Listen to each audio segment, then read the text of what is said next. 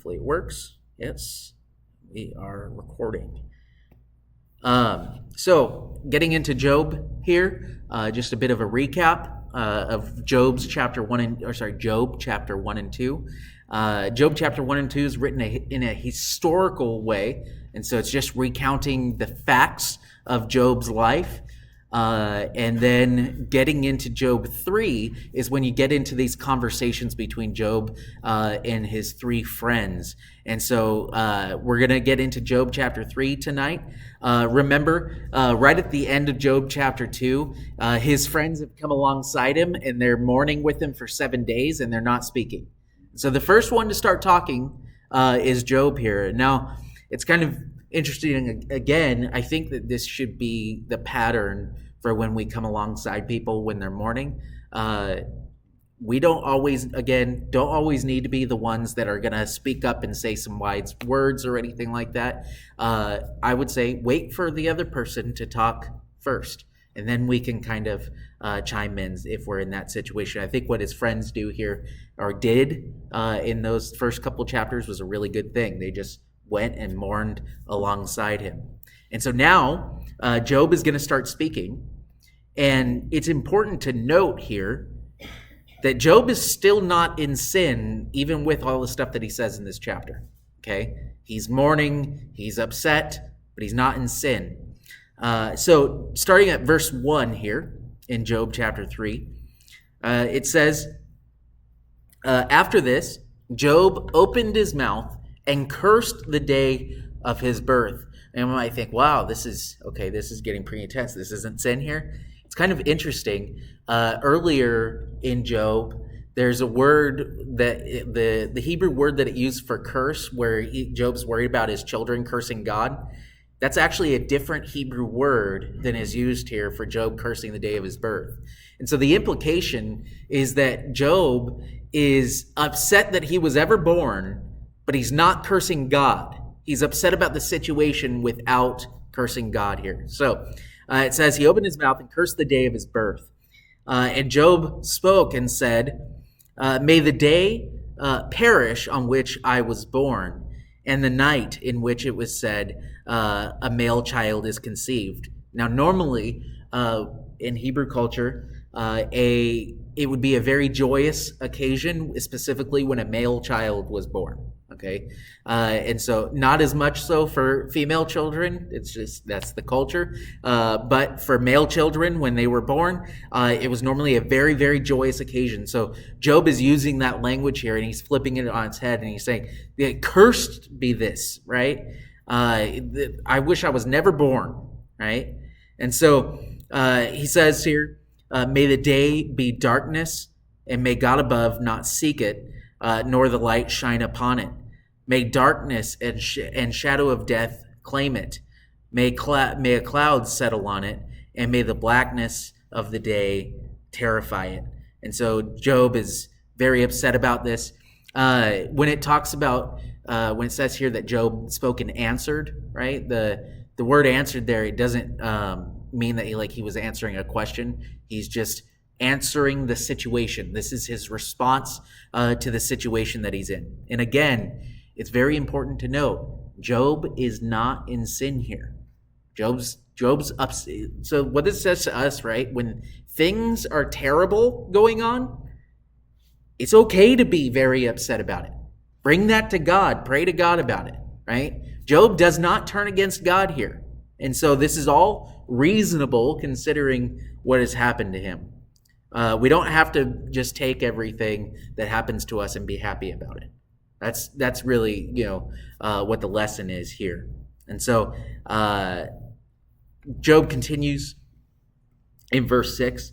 It says, as for that night, by the way, this is referring to the day that he was born, but he's using the word night to convey that it's not a happy thing, right? Remember, this is Hebrew poetry now. And so there's a lot of things in here that are that don't translate perfectly to English. It's kind of interesting. The King James normally is a word-for-word translation, but when it comes to the Hebrew poetry, it's more of a dynamic equivalence, just because the poetry doesn't translate. And so I don't know if you've ever heard anyone tell you a saying that is in a different language and then they translate it to English and it just doesn't make sense to you, right? Junior's laughing because that happens in Spanish to English a lot, right? There's Mexican sayings that are in Spanish that make perfect sense in Spanish. But then you translate that to English and it's like, what are you talking about, right? It's the same thing with my family, with my wife's family, when they have Assyrian sayings, and then Nana tries to translate that to English, and I'm like, oh, okay. And she's laughing super hard, and I just don't, I'm like, okay. If she said it in English, I still didn't understand what she was talking about. So that's a very similar thing to what happens a lot in these passages in Job. And so what the translators did was they took another phrase that is very similar, that conveys kind of the same meaning as the saying that they had in Hebrew. So it's not word for word, but it conveys the exact same meaning there. So it's kind of interesting. Getting back to this here, and I'll point those out as they come.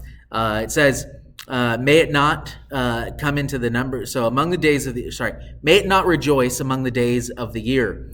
May it not come into the number of the months. So he is cursing the day so much that he doesn't even want this. He doesn't want his birthday to ever happen again, right? Made this day just be stricken from the record, right? Skip the day. This might actually sound kind of odd to us, but it's kind of interesting. Back then, they would actually skip calendar days. So the Romans famously, like before we had the calendar that we have right now, the Romans, they skipped a whole month where they just did not count that month in their calendars.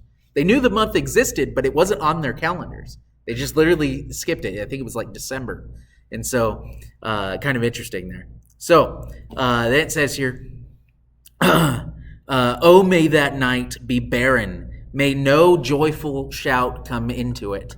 May those curse it who curse the day, those who are ready to arouse Leviathan. Leviathan is going to get mentioned again in Job, but Leviathan is this great sea creature that God created. I'm pretty sure elsewhere in the Bible it talks about Leviathan, that God loved all of his creations, even the Leviathan, right? This is how bad the Leviathan is. So he's comparing this situation. He's using language here saying, this is how terrible the day of my birth was because of what I'm going through right now. So then it says here, may the stars of its morning be dark. May it look for light, but have none, and not see the dawning of the day. And so this is one of those situations here. We have it in English as like the dawning of the day. We understand what that means. But in the direct Hebrew translation of the words that are there, they called it the eyelashes of the morning. So that sounds kind of funny to us, right? The eyelashes of the morning. But when you think about it, right? When you see, like if you ever see the sunrise and you see it come up, and if it's slightly cloudy or anything, you kind of see the sun's rays, right? So that's what they called it, the eyelashes of the morning. So right when those rays are starting to come up. And so that's what it's talking about here with the dawning of the day. Then it says here, because it did not shut up the doors of my mother's womb, nor hide sorrow from my eyes. And so Job, again, is very upset here about his current situation, and he so much so that he's cursing the day that he was ever born, wishing that he had never lived in the first place, right? This is how bad things are for him right now. He's completely lost everything, even his health. And every moment that he's in right now, these boils were painful. So it's not like he got sick and he's getting better. No, every moment that he is alive right now, he is in pain. Okay, and so this is pretty bad. Now, Job continues here. It starts another little bit of this is a separate paragraph, so another little bit of poetry here. But Job is now wishing for death. Okay, so not only is he cursing the day that he's born, he's like, well, why didn't I die at birth, right? Or why am I not dying now? And so, verse 11 here, it says, why did I not die at birth?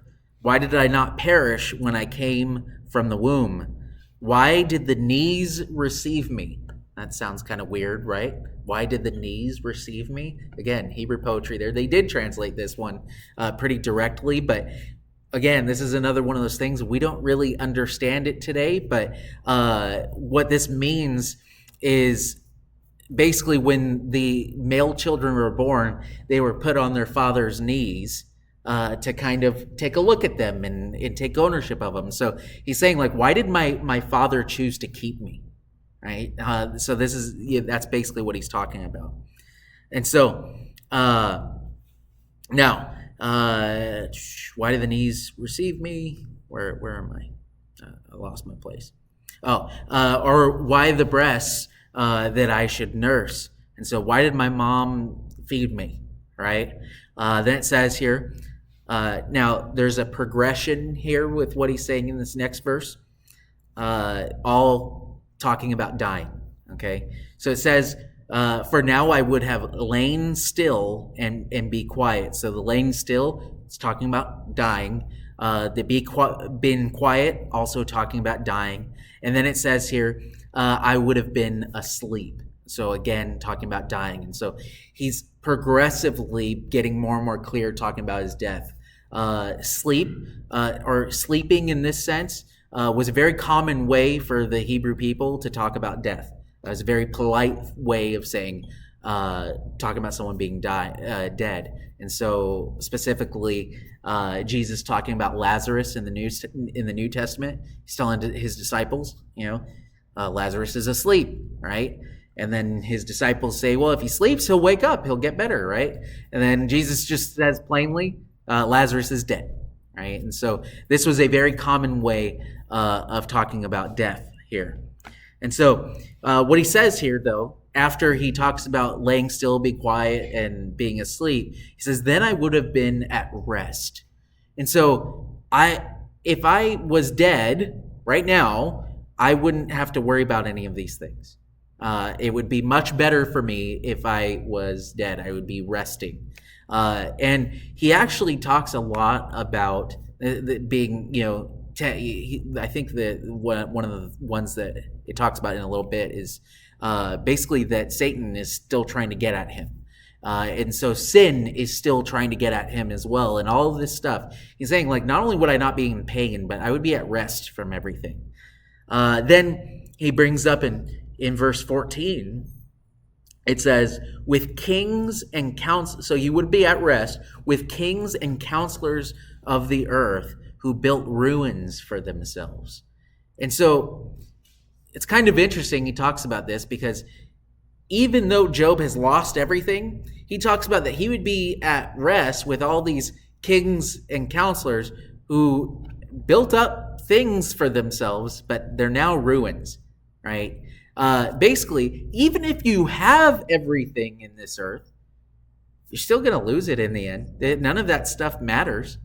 And so he would be at rest, even though he's miserable now, he'd be at rest with these kings who have built up for themselves everything. And also, those things are not very valuable because why?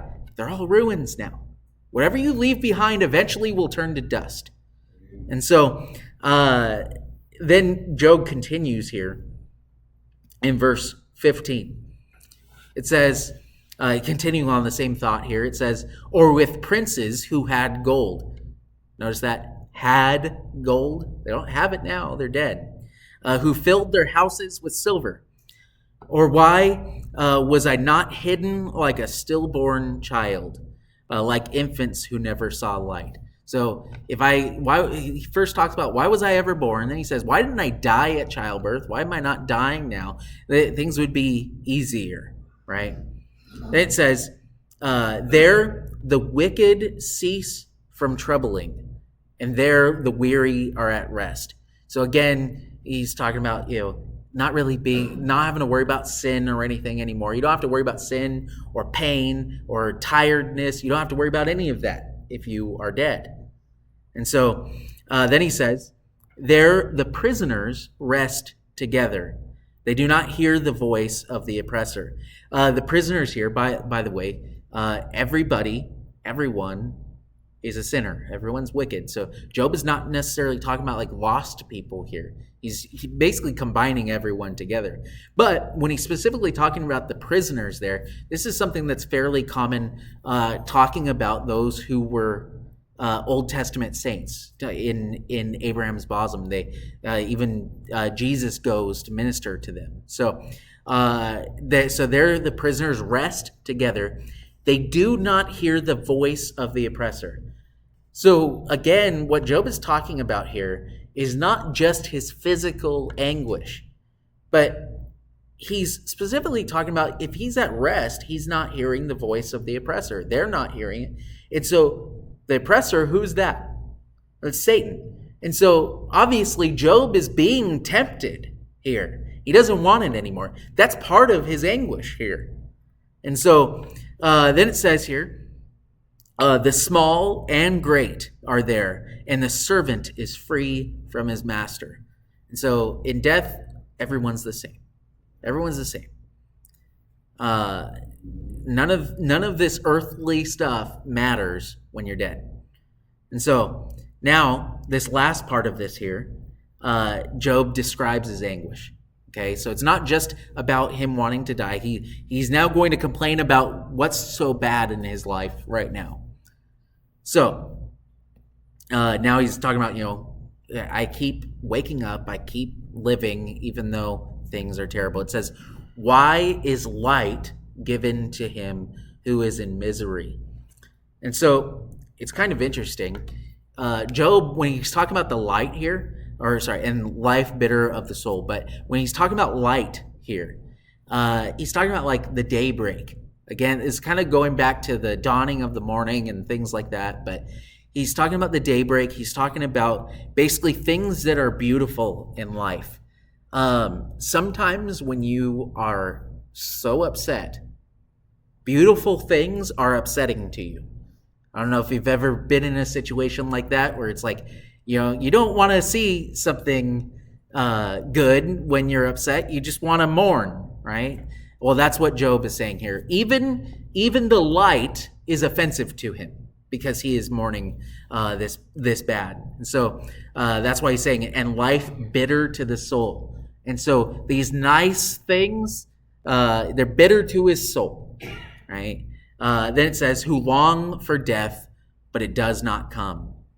And search for it more than hidden treasures, who rejoice exceedingly and are glad when they find the grave. And so for someone who's wishing to die, life is offensive, right? Job is upset that he continues to live. And then Job continues here and says, why is light given to a man whose way is hidden, and whom God has hedged in? This is not talking about the same like hedge around him that was at the beginning. This is saying he's kind of trapped in this situation. Then it says here, for my sighing comes before I eat, and my groanings pour out like water. So this is, again, poetry here.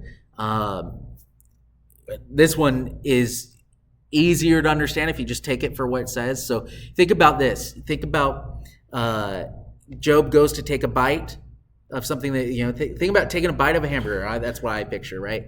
And as soon as you open your mouth, you start wailing. Job is saying here that he can't eat because he is so upset. Every time he opens his mouth, he wants to groan and cry out. And so that's what he's saying.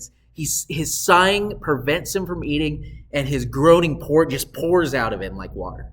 And so he's in that much anguish here. And you think about it, if you're in that much physical pain, including losing everything, he's physically and emotionally in pain. That would be kind of difficult. And so then it says, now he is upset about all the things that have happened to him. But here in the next couple of verses, these last couple of verses we'll go over tonight, he's not just upset about what has happened, he's upset about what he knows is going to happen. And so Job knows exactly how people are at that time. Remember, we talked about this on Wednesday, that even going to Jesus's time when he was going to heal the blind man, the disciples come to him and said, "Who did sin, this man or his father, right, or his parents?" Well, Job knows that this is what is coming from his friends, right? So his friends came and mourned with him, but now they are about to lay into him and blame him for what is going on. So it says, "For the thing I greatly feared has come upon me." And so all of these things that have happened, right? And then it says, "And what I dreaded has happened to me.